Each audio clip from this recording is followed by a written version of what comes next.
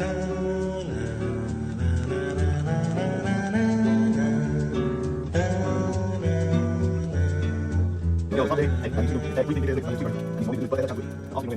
man was free and running wild, and the all-knowing hands were seen by child, we danced and sung on Gaia's breast, no prescient thought to eternal rest. Infinite fragments of fractal light, exciting to study as their stories were ripe.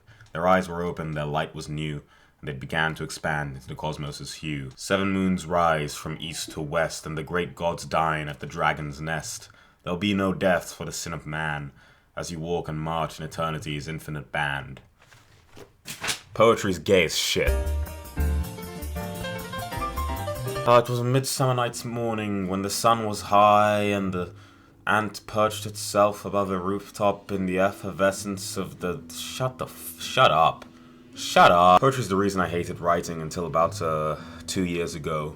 It's the reason I hated English. If you have no talent and cannot construct a story to save your life, if you want to sound profound while saying nothing at all, poetry is the name of your game. If there is one art form that could encapsulate snobbery, it's poetry. I thought that to write or to do art in any kind of way, I would have to be a boss. And I realized something. Snobs aren't good at what they do. Snobs are the types of people that pay millions for bananas taped to walls. Snob couldn't tell you what good art is if it fucked them in the ass and kept them in their mouth. They deserve everything they get. They deserve eternal suffering. They deserve not to be saved. There is objectively good and bad art. Anyone who tells you otherwise is probably mediocre and insecure. Poets couldn't even muster up the courage to try and write short stories. That's how incredibly useless they are. There's this account that I often come across on my For You page. It's strange because I only use TikTok for about 10 minutes a day, and the algorithm is usually very good at filtering out things I don't want to see, but sometimes this account slips through the cracks. What they do is they put like pictures of like beautiful landscapes, and they'll play classical music over the video, and you go into the description and they write out these long, drawn out, nonsensical diatribes about like fucking autumn leaves or some shit. It's everything I hate about poetry. I'll try and find this account. It's like being sent back to year 10 literature class. I spent years having to read Shakespeare writing in some gobbledygook language that they tried to pass off as English. Screw that. It was used 500 years ago. Stop teaching it to kids. You know, maybe if you're actually showing kids interesting shit in class, they'd be inclined to read more, to not be on the infinite scroll, turning their brains to mush, becoming retarded. I hated comprehension. That's what they called it in my school. They called it comprehension. English comprehension. I comprehend English just fine, madam. Well, you need to know the onomatopoeias. You need to know all the... Hey, I'll learn all your literary devices. If we can read Hunter x Hunter. I had good teachers, and that was about the only thing that made this shit bearable. But the point I'm trying to get at, poets, like, they write for English teachers. That's what they do. They write for a very specific sliver of society, and when you try shove this into a kid's head, the only natural reaction is that they wouldn't read. I think children probably learn more from actually writing than having to try and decipher what some guy 200 years ago was trying to say about the color blue or whatever. The only thing I ever liked about English was creative writing. Whenever they said we were doing creative writing, I'd be dancing, singing praises to the high heavens. It was really the only thing I liked doing in school, period. The problem is, it was the smallest module. We'd only do it for like 2 weeks in a year, and I'm probably remembering that wrong. But I feel like the rest of the time they were teaching us, like, how to write letters. And I'm like, hello? It's not the teacher's fault. I don't blame them. They're just teaching the curriculum they're told to. The thing that's always thrown me off the arts is the pretentious nature of it all. And this is what drove me to thinking I was smart enough to do the sciences. I'm currently in the first year of a molecular biology course. Yeah. Me. The one problem is I didn't realize that I'm not autistic, I'm just retarded. And you kind of have to have a touch of the tism to be successful or good in any STEM field. You know, when I actually go into the labs and shit, and I just take a look around the room, I realize I'm punching 1 or 2 standard deviations above my weight bracket. You know, I can take a look around the lecture theater and pick out the people that are going to be cooking up the next worldwide pandemic. You know, I'm not mad at it or anything, okay? I'm chilling at a cool 85, okay? I'm fine. And these were my thoughts on poetry until I read the works of a certain someone. A certain spoiled old toad. Jesus Christ. I should complain. 2 acres in the driveway, a swimming pool. And I'm bitching like an old... Oh, well. The only poet I've ever actually liked or resonated with is Charles Bukowski. Now, I know what you're thinking. You just hate yourself.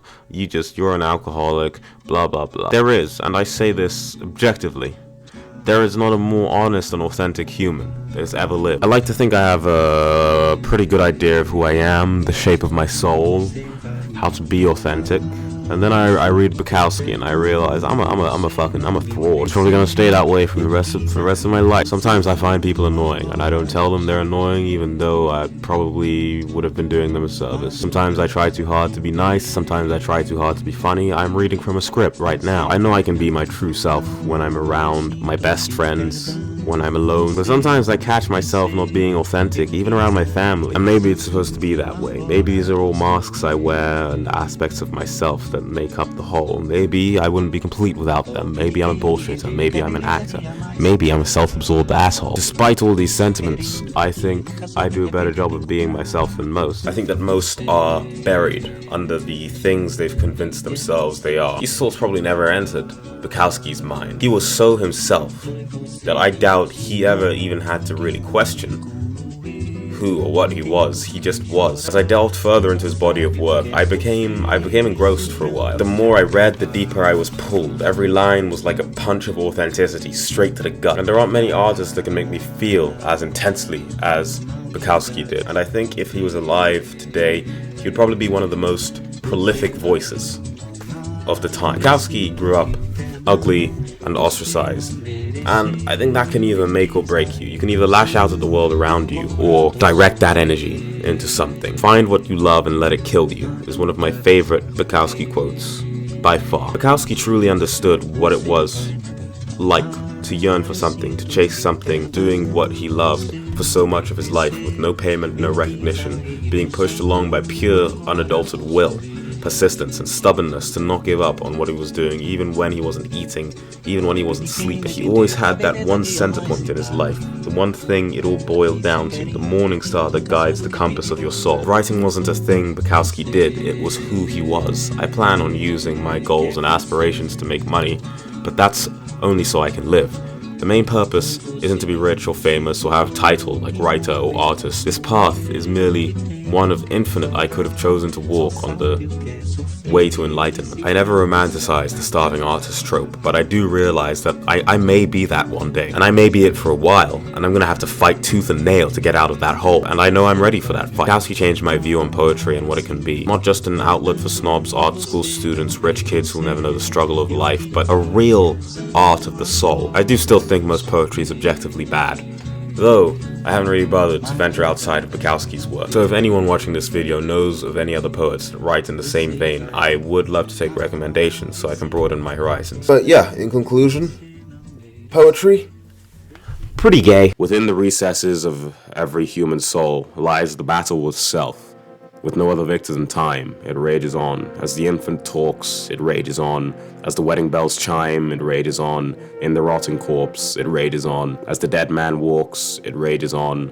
As the gods laugh, it rages on. Self asks for mercy, I give him none. Self cries out for God, the soul recoils and tries to run.